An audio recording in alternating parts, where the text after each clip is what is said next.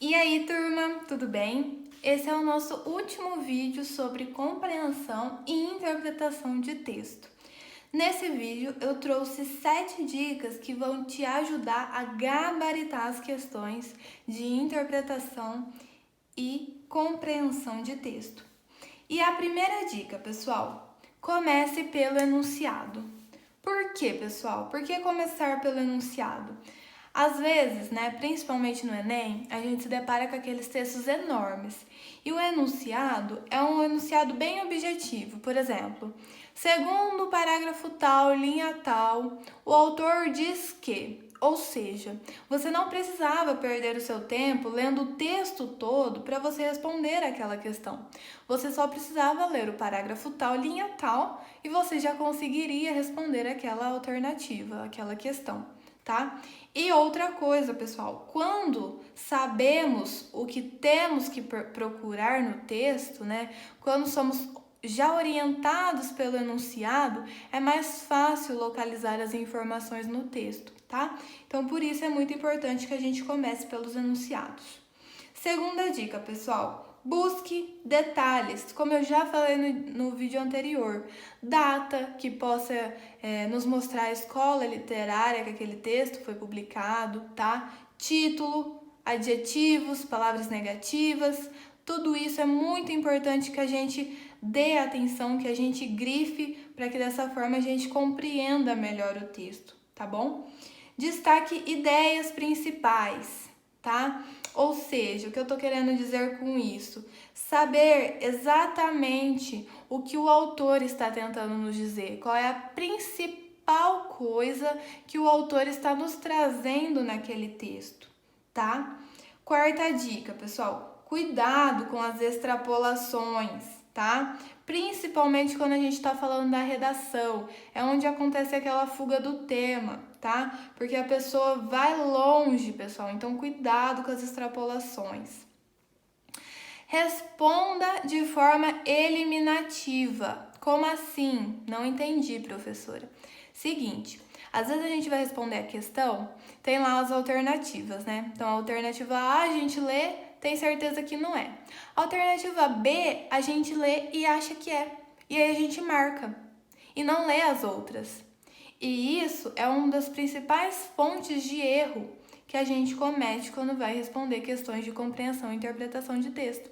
Por isso é importante que a gente leia até a última alternativa e depois volte e marque aquela que a gente considerou certa, tá? Por exemplo, se a alternativa certa foi a alternativa B, então a gente vai ler a C, a D e a E e depois a gente volta confirmando que realmente não existia nenhuma alternativa que poderia estar certa sem ser a alternativa B, tá?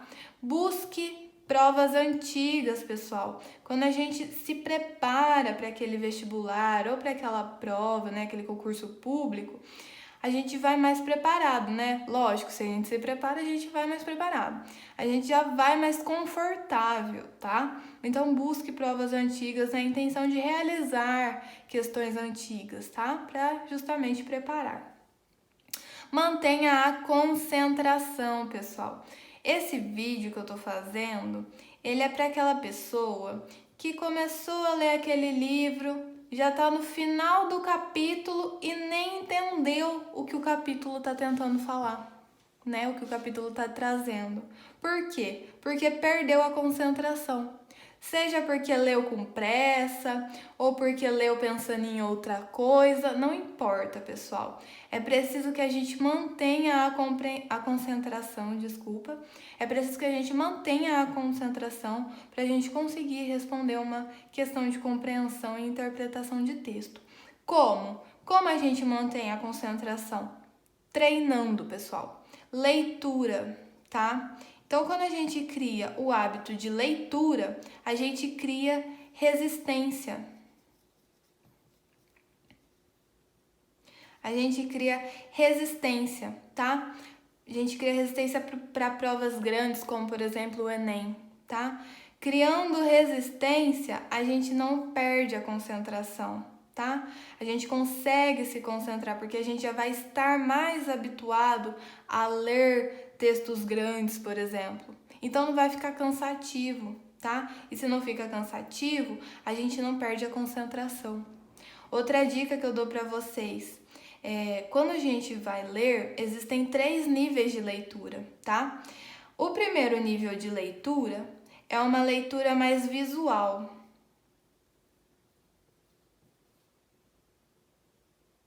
Tá? É uma leitura onde a gente lê sem nada nas mãos, buscando somente entender qual é a ideia principal daquele texto, tá bom?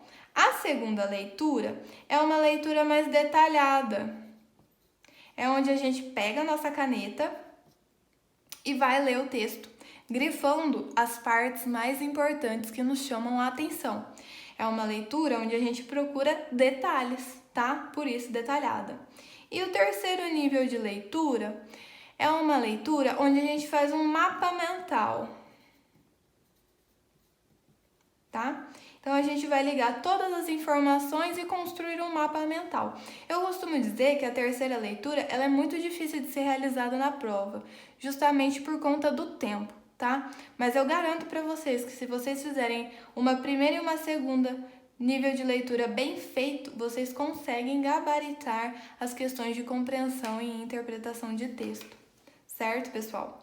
Então, eu espero que tenha ficado claro, espero que esse vídeo tenha sido explicativo e comentem aí nos resultados se vocês, nos comentários se vocês gostaram, se tem alguma dúvida.